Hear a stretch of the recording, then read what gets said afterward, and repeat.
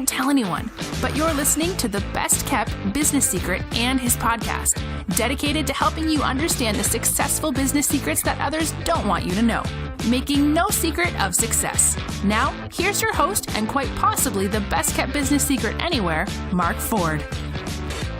Hello again and welcome to a new episode of your Best Kept Business Secret podcast with me, possibly your Best Kept Business Secret, Mark Ford.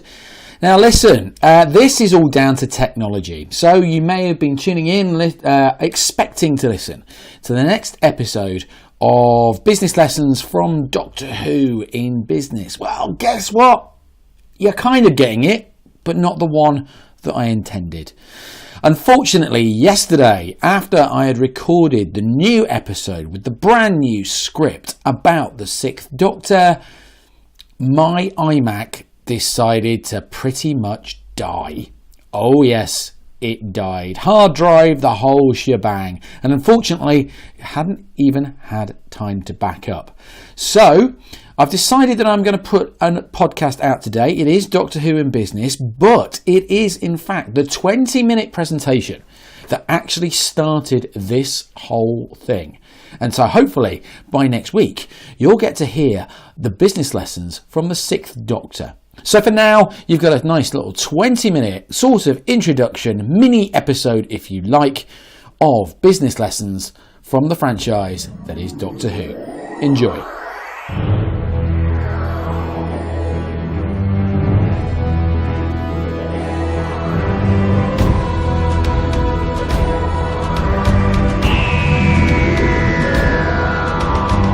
Good morning, everybody. July 16th, 2017 is when I realised that I wasn't an expert at something.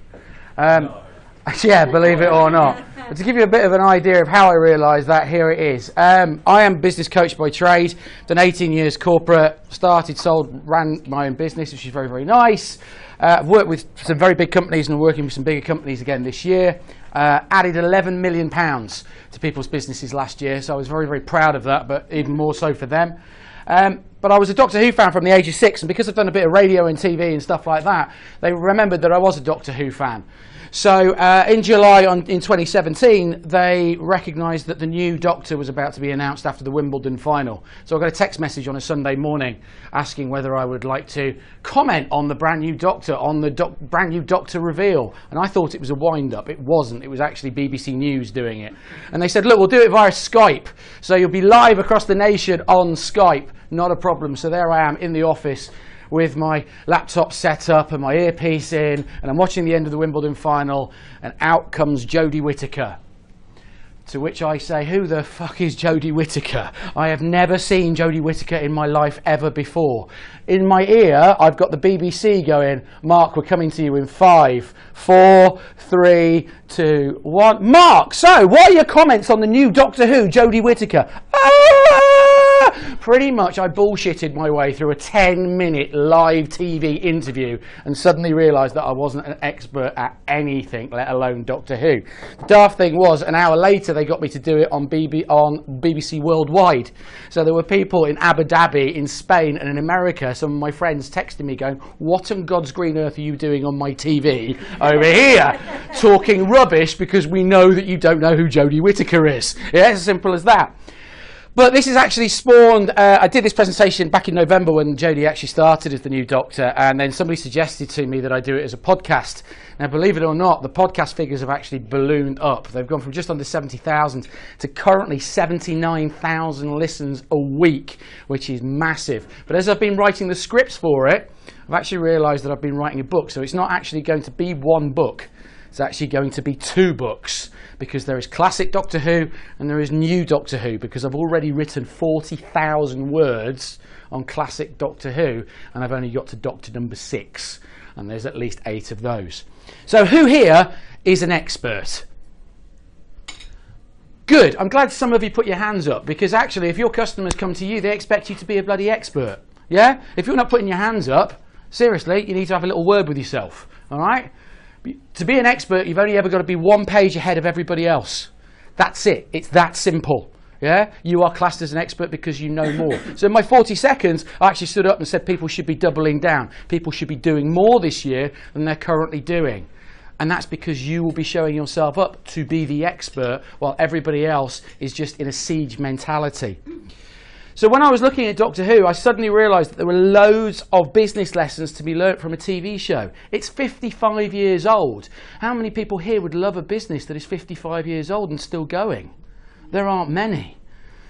So, this is your first Doctor. This started in November 1963, and there was a gap in the market. Sidney Newman was brought into the BBC from ITV and from Canada initially, and what they realised was that it had grandstand and they had jukebox jury, and there were massive hits with the public. Unfortunately, the viewership dropped off a cliff for the half hour in between. So Sidney Newman was tasked to come up with a show to fill that half hour, and he came up with Doctor Who. Originally it wanted to be slightly sci-fi, but it wanted to be science-based, and it wanted to be historically based, so it kept the kids watching the TV. It also doesn't need to be perfect. And there's a massive lesson, because the first pilot back in 1963 was so bad that Sidney Newman got them to film it again. People were forgetting their lines, they were bumping into sets, cameras were falling over. It was that bad. It cost the BBC £1,200, which back in 1963 was a huge amount of money. But he got them to refilm it. And when they put out the first episode, it bombed, because it was actually the day after JFK had been shot. So the BBC were actually doing what they were really good at, which was telling the news. So nobody really cared about a science fiction show. So Sidney Newman went to the bosses of the BBC and begged for a second chance. And they repeated the first episode before the second episode the following week. And it was a hit. You see, actually, if you wait for perfection, it is a waste of your time. JFDI, just fucking do it and get on with it and see what happens. And lastly, diversity isn't something new. I've already told you a Canadian came up with it. Would it interest you to know that actually Verity Lambert was the first female BBC producer to take on a show? And the director of the first serial was Waris Hussain, who was an Indian-born director. How diverse can you get for a set of 3 people to create something? Yet 55 years later, we are still talking about diversity in business. How ridiculous is that? Then you've got the second Doctor, Patrick Troughton. Nobody wants to be the person after the guy. Yeah, just ask David Moyes at Manchester United, or any other Manchester United manager after Sir Alex Ferguson. Nobody wants to be the guy after the guy. But guess what? Pardon? Yeah, I know. But it's true. Somebody has to go in after somebody else. Somebody has to take over a business. Somebody has to manage a business after the guy has left. Back in the 1960s, all people ever got to do was actually just write letters, and got a little bit stroppy. Now with social media, it's instant stroppiness. Get over it. You're not here to be liked by everybody, but that's fine. Now the beauty of this was it was almost like a reinvention of the show. But what they created were jumping on points. So every time a new companion joined the Doctor, the companion was used as a stooge to ask questions about, why is this like this? What is the TARDIS? Why is it bigger on the inside than it is on the outside? Blah, blah, blah, blah, blah. But how many of you have got jumping on points? Some of you have been in business for many, many years. But how many of you have actually got jumping on points? By jumping on points, I mean a product or a service that is of lower value than you currently offer, or of higher value than you currently offer. If you just offer one product, one service, you're only ever going to be known for one thing. It's like tins of beans. You walk into Tesco and you want a tin of beans. There are about 40 different variants of tins of beans, but they're still tins of beans. You can get your everyday beans at 20p. You can get your Tesco own brand at 35p. You can get your Heinz baked beans at 50p. And then you get your multi-packs. Guess what? It's beans for everybody. It's beans for everybody's pocket. Because one day, those people that have those everyday beans can afford Heinz baked beans. And one day, the people that are buying Heinz baked beans may lose their job, may lose their business, and they can only afford everyday beans. But they stick with you because they still want beans. So what jumping on point have you got in your business? Then you've got the third Doctor. Wow, Doctor Who is now in the 1970s.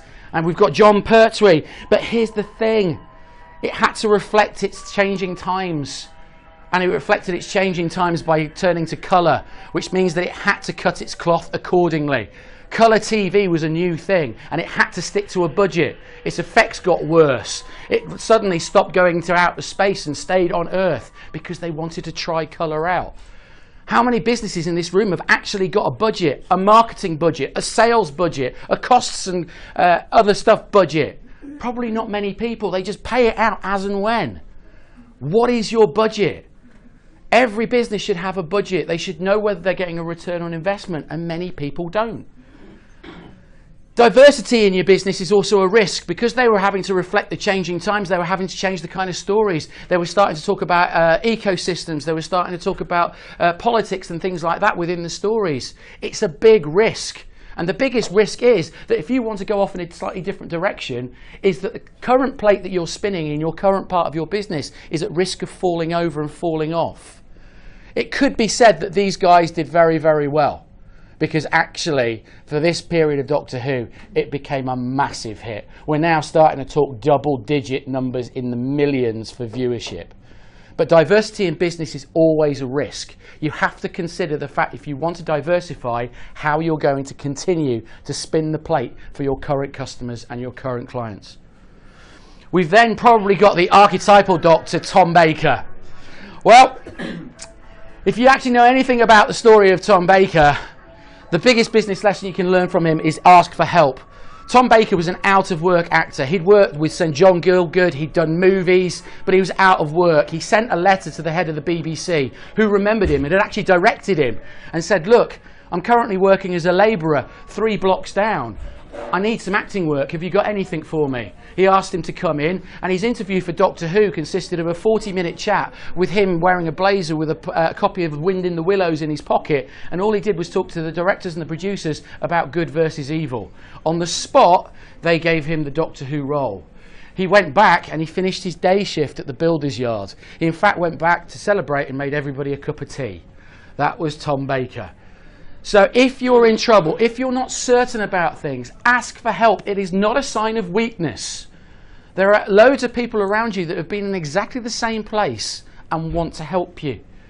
You've then got your be yourself. Tom Baker is the Doctor. The Doctor is Tom Baker. There is no blurred line. Pretty much what you saw on screen is what you got in real life. He was so authentic that actually he took it very, very seriously. That the paparazzi would never catch him in a pub with a pint in his hand, with a fag in his hand, or with a woman on his arm. Because he didn't want to upset any of the children's fans that he'd got. He was very, very clever. One of the best things you can be in business is authentic. You are who you are. You rock up 24/7, 365 days a year being authentic. You've then got Peter Davidson. Oh my God, this is the beginning of the end. What they tried to do is they got a brand new producer in. He tried to go back to the very start. He tried to go back to basics. But that's only where some of the answers are. They were losing viewers hand over fist. So what he tried to do is he tried to bring in loads of fan favourites. Guess what?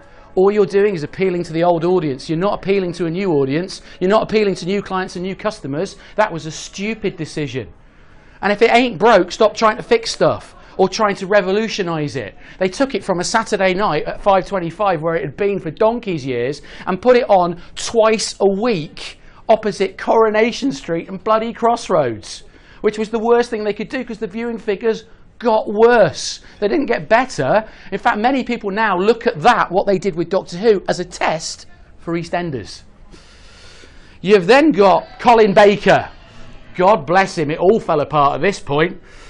Do a step analysis. Times had changed. The 80s were moving stuff on so fast. And a step analysis is about social impact, technology impact, environmental impact, and political impact. It's also known as a pest analysis. But I do step because these are the things you can control. Politics is the last thing you can control. How does it affect your business? How does it affect your franchise? How does the current climate, the current business world, the current economy affect your business?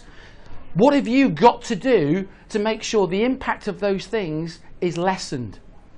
You've then got, when people leave, do it right. This guy had been through hell and back. He'd got the head of BBC slagging him off personally. The fact that the show was now crap had nothing to do with him whatsoever. It was the bad writing, it was the bad production, it was the bad directorship. But Michael Grade, the head of BBC, was calling him out. And do you know how he was told he was no longer wanted? In a phone call that lasted 35 seconds. Do you want the good news or the bad news? The good news is Doctor Who's back. The bad news is you're no longer the Doctor. That was how he was told. So if you're getting rid of someone, do it properly. Then you've got Sylvester McCoy. This was definitely the wrong person for the wrong job. In fact, the whole thing was now the wrong person for the wrong job. His assistant was Bonnie Langford, who up until then everybody knew from pantomimes and Just William, where she sat there going, I will scream and scream and scream until my eyes pop, or whatever that was. Unfortunately, she was so well known for that that she actually took that onto Doctor Who. So all you can ever hear is a 7-year-old screaming whenever she's screaming. But you also have to understand there are times to move on. There are times that you know you're defeated. There are times that rather than just keep going over and over the same old ground and trying to get a different result, just move on gracefully. And that's what happened with the Doctor. Eventually, they moved on gracefully. But then we got this. We got Paul McGann. There were over 5 million loyal fans in the UK and fans now dotted around the world. And America wanted to bring Doctor Who back. It kind of failed miserably. International business is very, very hard. And if you don't understand, I've done a video on YouTube about Brexit. We have never been in a European community because actually we all want different things. You have the spaghetti-eating South and we are classed as the potato-eating North. In between is France and Germany and nobody knows what to do with them. You have to market and have to sell in different ways to international brands. So if you go to Germany and Eastern European countries, you would market in a very male and aggressive way because they're very macho. But if you go to Holland and Denmark, you would actually market in a very soft, feminine way because they love the underdog. So international business is always hard, but trying to understand and how to get out there is a key fundamental business aspect that you need to consider. Now, businesses can live on in different ways. Doctor Who actually after this lived on in audio format and has actually made a business millions of pounds. Big Finish bought the audio rights to Doctor Who and started doing audio plays with the original Doctors. They appeared on Radio 4, on Radio 4 Extra. You could download them, you could buy them on CDs. It kept the fans interested. It's like Toys R Us right now. Toys R Us Asia are about to open their doors because all they did was they bought the Toys R Us name. Woolworths lives on in a different format. Ladybird clothing lives on a different format. How many businesses can now live on in a different format to what they originally did? Then we've got the triumphant return in 2005. Inspired by Russell T Davies, an award-winning writer who was a massive fanboy and was inspired to start writing by the Tom Baker Doctor Who years. Now, this was a fantastic relaunch, and if there is nothing that you learn today, I would suggest that you go home and anybody that successfully relaunches a product or service, you should go home and study. Because all you do is you copy the best bits and ignore the bad bits. They will instantly improve your business. Now, planning was integral because they had to do nods to the past but have a commitment to the future. They recognised that actually they can't go back and do what they did in 1963 because it's now 2005. It doesn't work. There are different generations all occupying the same space. Most of us in this room are baby boomers. Yeah, actually we virtually have, sorry, I'm pointing at you here. We have a millennial in the room. Yeah, actually just before you kick the rubbish out of me, mate, yeah? Okay. But we have millennials in the room. There you go. We have millennials in the room. But we all occupy the same marketing space. But guess what? Baby boomers want something different to what the millennials want. So how do you market to them? And who is your ideal customer and client? Then we got this guy. Now this was looking for the right person and know what they look like. And actually this mashes in together. They look for the right customers and know what they like, want and really need. Since Doctor Who came back, they actually recognised that they had got more female viewers than they'd ever got before. So one of the smartest moves Russell T Davies and the rest of the production team did was to get David Tennant on board. because for a lot of the young lazies, he's very easy on the eye. It just so happens that he is a very, very good actor, and he'd also worked with Russell T Davies before. But he was a super fan. He was really into Doctor Who when Peter Davison was around. And if you go onto YouTube, there was something done for Children in Need where David Tennant meets Peter Davison. And the very last 30 seconds was unscripted, where David Tennant is stood there going, do you know what? You were my Doctor. Thank you so much. And it actually goes to show that this show, this franchise, transcends generations. Then we've got this guy, Matt Smith.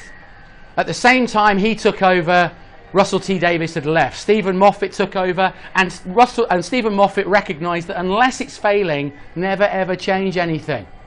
Effectively, he kept the same format. He did the same things. He was talking about the same kind of situations.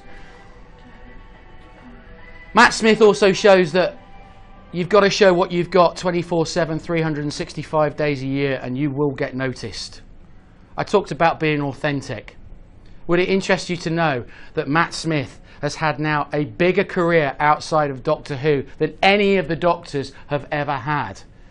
He's been in Hollywood movies. He's been on Netflix in The Crown, if you haven't watched that, playing Prince Philip. Karen Gillan, who was his first companion, is in movies with The Rock, is in The Avengers, is in Guardians of the Galaxy. Not bad for a young Scottish girl that appeared initially in Doctor Who as an extra. And then you've got Arthur Darvill, who was also another companion, who's also gone on to do American TV series like Legends of Tomorrow for DC. You then got this guy. Unfortunately, he gets a bit of a kick-in. Quite simply because the show became self-absorbed. It started patting itself on the back going, aren't we brilliant, aren't we bloody wonderful, haven't we done well? And started revering itself. The series then started getting more complicated because they wanted to get clever. They thought they were talking to adults. They thought they were talking to adults of 45, 50 years old. They forgot their core audience, which were the kids. Viewing figures, unfortunately, during the Capaldi era, fell off a cliff.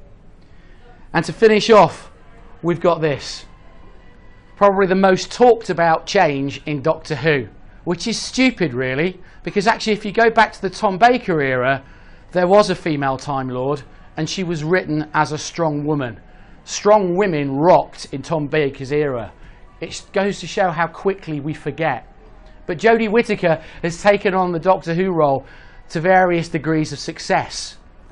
But all I want to say to you is that it comes to an end of a 55-year-old franchise with so many highs and so many lows. It's like any other business on the planet. But I love Doctor Who, and I love its hundreds of different strands into the business world. It was a show that started with a man in an old blue police box, and now it's about a woman from Sheffield in an old blue police box. You see, we are all capable of the most incredible changes. We can evolve while staying true to who we are. We can honour who we've been, and we can choose to become who we want to be next. 2019 is going to be a very, very sticky year. So if you are willing to put your back into it while everybody else is coming up with loads of excuses, then now is your chance. I've been Mark Ford. I've been very distinctly average. You have been very good. Thank you very much indeed. Cheers.